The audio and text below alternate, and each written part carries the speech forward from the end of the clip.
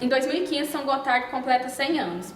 Pensando nisso, a Escola Estadual Coronel Oscar Prados está desenvolvendo um projeto para resgatar o patrimônio histórico e cultural da cidade. E uma parte importante deste patrimônio é a nossa segurança. Gostaríamos de saber o índice de violência em São Gotardo. Bom, aqui em São Gotardo, a violência em comparação com demais áreas e demais estados do país, a violência aqui está, de certa forma, bem controlada em relação ao que poderia estar de acordo com as leis que hoje estão em vigor no nosso país e outras coisas mais. Dados concretos assim de evolução anual de crimes, no momento eu não tenho em mãos, não estava preparado, mas a gente tem um conhecimento aí que cada ano que passa está sendo diminuída a questão principalmente do índice de crimes violentos. Quais são esses?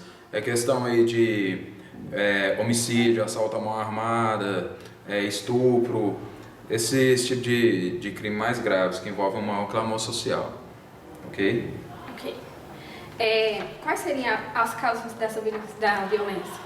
Bom, a principal causa, no meu modo de ver, é a desestrutura familiar. Desestrutura familiar, isso daí que acaba afetando o indivíduo desde quando ele nasce, criança ali, ele já tem uma certa deficiência até na sua alimentação, na sua educação, sabe, na sua referência a seguir, na sua referência pessoal, certo? Aí isso daí afeta consideravelmente o indivíduo nos seus anos iniciais de vida, né?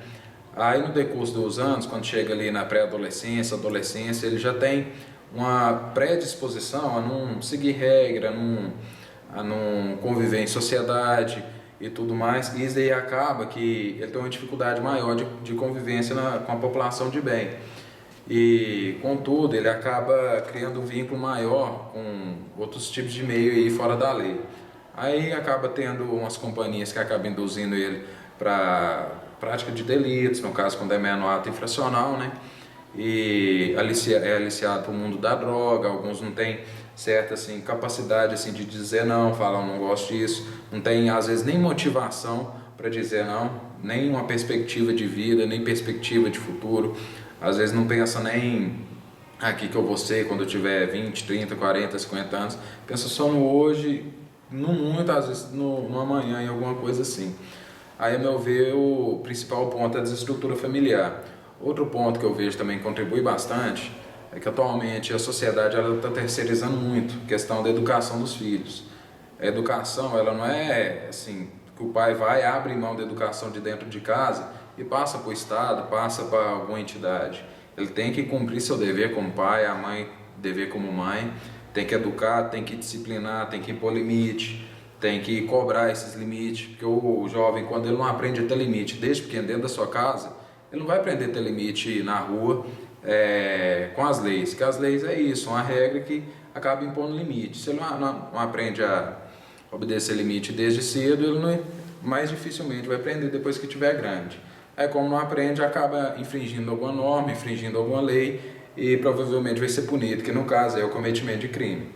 Tá certo? Outro fator que eu vejo também é a questão da redução da família inserida com as igrejas, certo? Com o tempo a gente vem vendo aí que vai tendo um afastamento, vai tendo uma inversão de valores muito grande e isso daí é muito prejudicial, mas muito prejudicial mesmo, porque entra nessa questão de limite, entra em questão de valores pessoais, entra em questão de respeito, entra em questão de saber conviver com o próximo.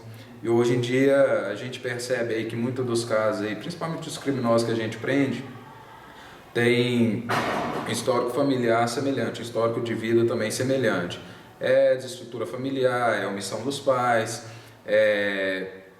pouco ou nenhum contato com a igreja, baixa escolaridade, abandona a escola cedo, ou senão quando está na escola assim vai repetindo. Isso demonstra o quê? Demonstra um desinteresse muito grande do seu próprio futuro. Então não importa, não vou passar esse ano.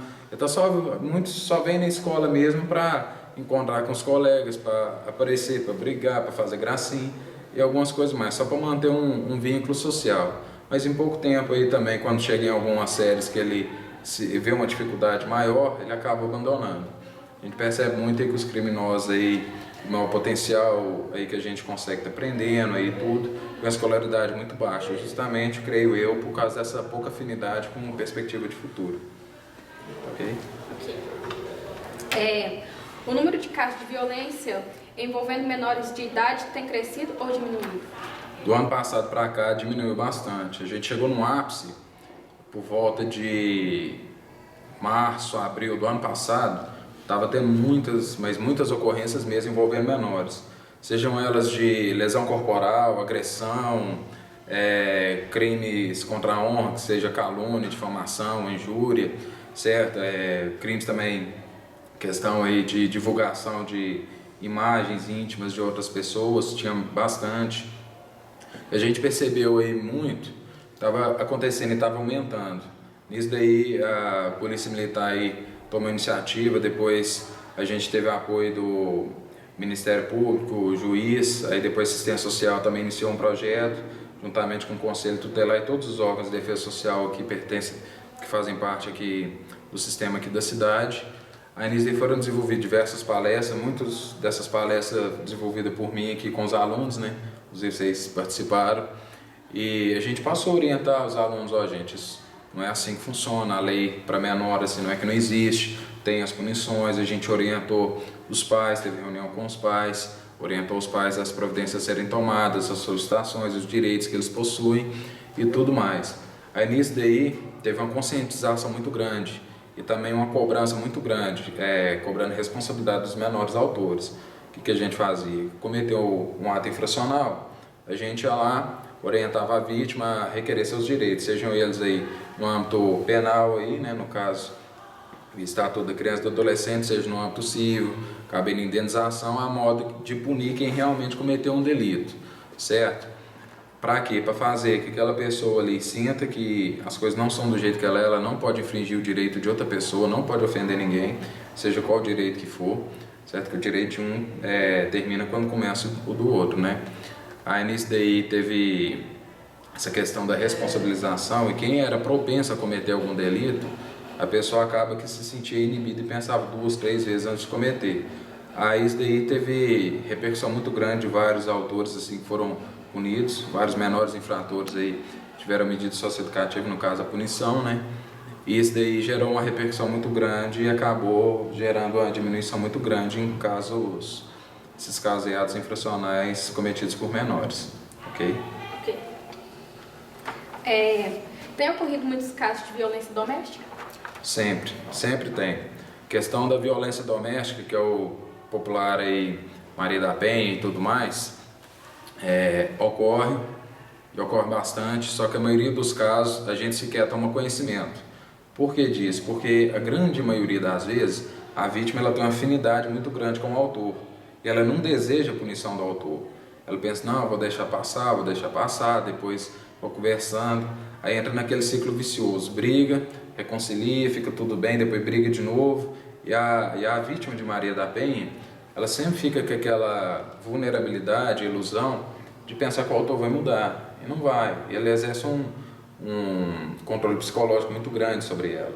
Esse controle psicológico, ele sabe muito bem como dominar ela, sabe muito bem como inibir ela a cobrar os direitos dela, certo? Aí nisso daí, o que acontece? É um crime, são vários crimes, né, que abrange a Maria da Penha em violência doméstica. E a maioria deles precisa da representação da vítima. O que é? A vítima tem que ir na delegacia depois de registrada a ocorrência e assinar para dar andamento processual para a pessoa ser punida. A vítima não vai. E se não tiver assinatura da vítima dizendo assim, eu quero me manifestar querendo que o réu seja condenado. Se não tiver essa representação, na grande maioria dos casos, não tem como dar andamento processual, porque o direito é dela, só ela pode requerer. Aí a pessoa ali, o autor, sente que a vítima não vai fazer nada, ele continua fazendo, e vai continuar fazendo, porque ele sente impune e imune a essa lei. Entendeu? Aí dessa forma aí a violência doméstica acontece, costuma estar acontecendo, tem projetos aí de lei para estar alterando essa falha na legislação, tá certo? Mas enquanto isso não ocorre, ainda vão estar ocorrendo esses casos. O que a gente pode estar fazendo nisso daí? A gente faz conscientização aí da população, o que é, como que se trata, desde quando começa, como que começa, que a maioria das vezes as vítimas nem veem como que começa a ser vítima de Maria da Penha. Eu particularmente creio que começa na fase da adolescência, quando namora mais jovem e tudo mais. E o autor sabe muito bem dominar a mentalidade das meninas. E a menina, sem perceber, já tem uma submissão psicológica muito grande. E isso daí, automaticamente, com o decurso do tempo, ela pode ser uma propensa vítima de violência doméstica, dependendo, lógico, de quem que seja o autor. Isso daí cabe a ela, quanto mais cedo ela tomar consciência de como que começa e como evitar envolver com certo tipo de pessoa, melhor para ela, para estar evitando ser uma vítima em potencial.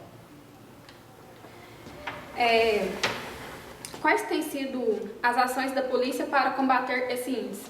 Bom, da violência doméstica a gente, como eu havia dito agora há pouco, a gente faz palestras, a gente faz reuniões comunitárias, a gente informa também as vítimas de como está requerendo seus direitos, incentiva ela a requerer seus direitos, certo? A gente, até 190, quando as pessoas ligam lá simplesmente para tirar dúvida, quando a pessoa liga para tirar dúvida, é bem provável que ela já está acontecendo, que ela já está sendo submetida à violência doméstica há um bom prazo, certo?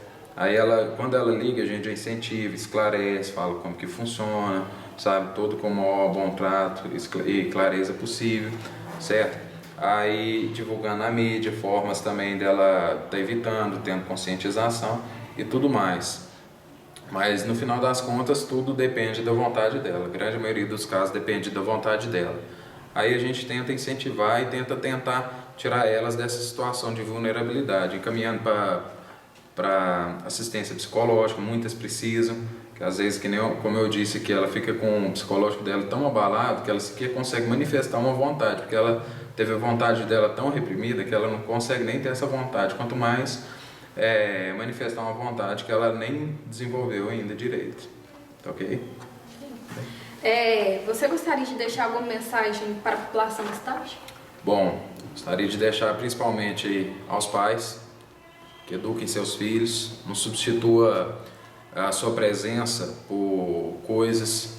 O maior presente que você pode dar para o seu filho é seu tempo, é sua atenção, a sua dedicação, a sua referência, é seu exemplo. Aos filhos eu peço que respeitem seus pais não viveram a mesma época que vocês, tá certo? Não compare vocês com eles, tá certo? Que é a mesma que comparar eles com os avós e assim por diante.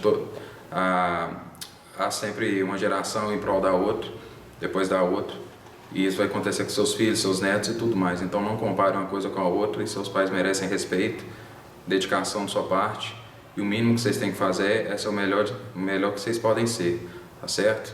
Eu orgulho de vocês mesmos e de toda a sua família, independente se achar que ela mereça ou não. A gente sempre tem que evoluir e buscar ser o melhor que a gente pode ser. Muito obrigado.